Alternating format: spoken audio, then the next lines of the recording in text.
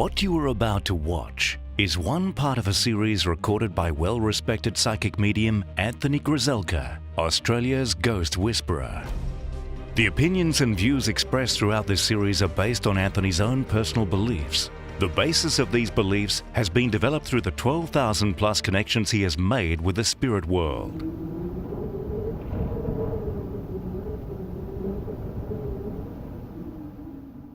Okay, so suicide.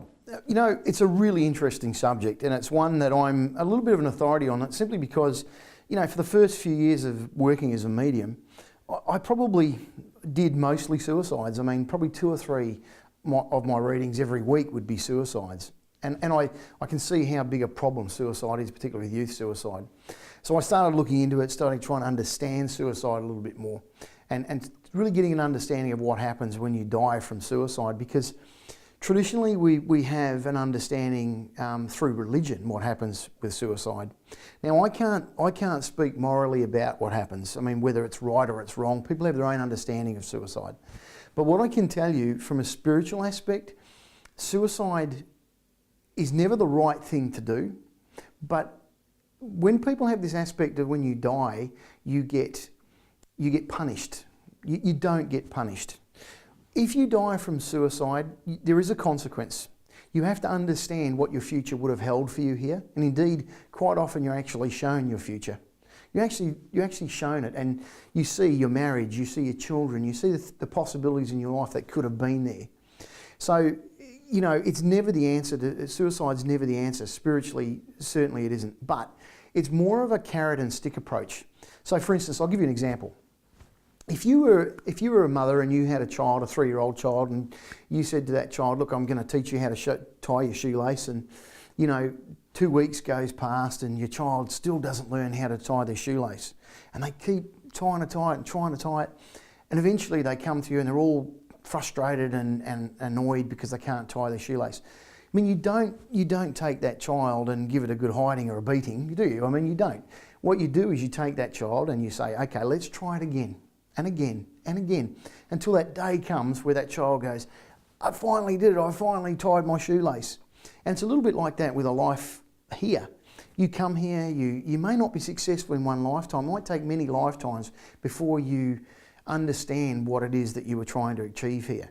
So, and if you don't make it, if you get to the other side and you weren't successful, they give you the tools. They show you how to tie that shoelace. They give you the tools. So next time you do it, you'll have a better understanding of it, and you achieve it in a better way and a better understanding. I can remember a few years ago, I was at a funeral for a young fellow who took his own life. It's probably a long time before I actually started working as a medium. And I remember walking down towards where the funeral was happening, and I stopped. And my wife happened to be with me, and she said to me, she said, he's here, isn't he? And I said, actually he is. And he was only about 21 or 22 when he died.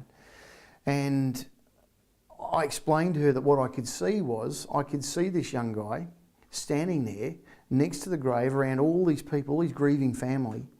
And there was this very short lady who I believe was probably his grandmother, but it was a very short lady. And she was almost not forcing him, but encouraging him to watch and to experience what was going on here. And he was very upset, but I could see that it was critical that he had the experience of what his family were going through. Because it's a little bit like a ripple effect, you know. You drop a stone into the water and the ripples go out from where you drop the stone in. It's a little bit like suicide. The ripple effect of what you do affects so many people and has such an effect on other people. So when you get to the other side, it's really, really important that you understand that effect and the effect you have on other people. It might sound hard. People watching this might think, gosh, that's a really difficult thing. You know, a suicide has to watch their family grieve. But it's important to understand the process when we get to the other side, because as I've said before, there's no get out of jail free card. You know, heaven is a wonderful place, the afterlife, whatever you want to call it. It's a beautiful place and you're not punished. Doesn't matter how you die, you're not punished. But there is a consequence of it. You have to go through the process. You have to see what happens when you die. It's very, very important. The other thing that I've found in my work as a medium, I generally encounter 3 types of suicide.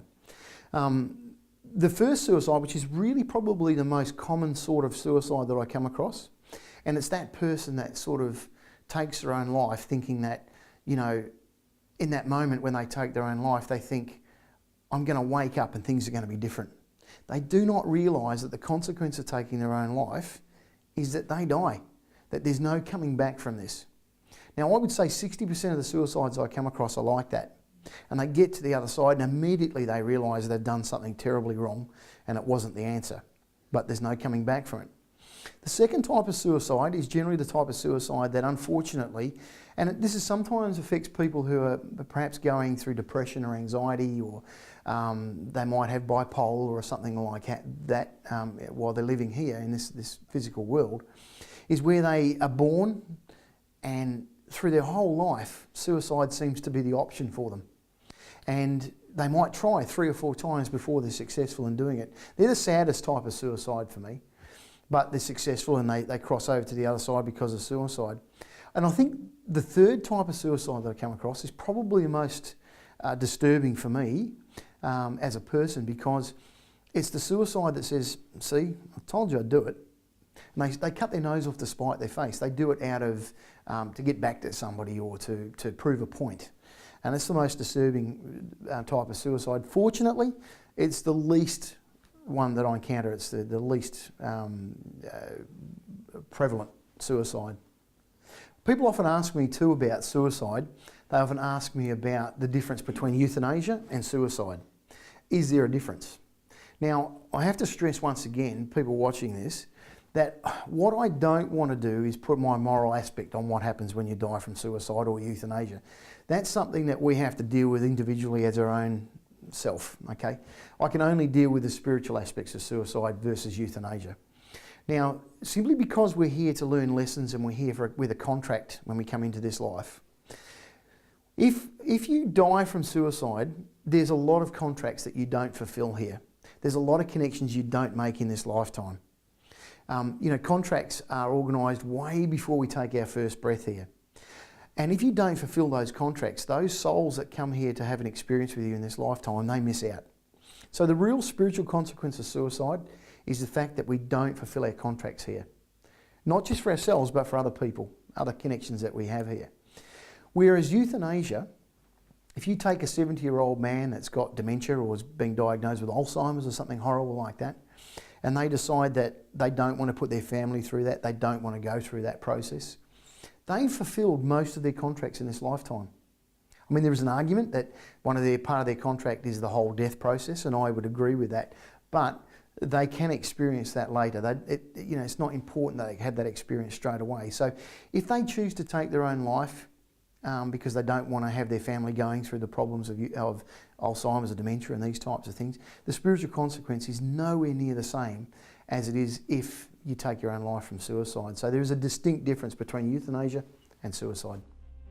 To watch more in this series, or for further information on Anthony, his books, meditation CDs, workshops, ghost tours, or to book a private reading, please visit whispersfrombeyond.com.au.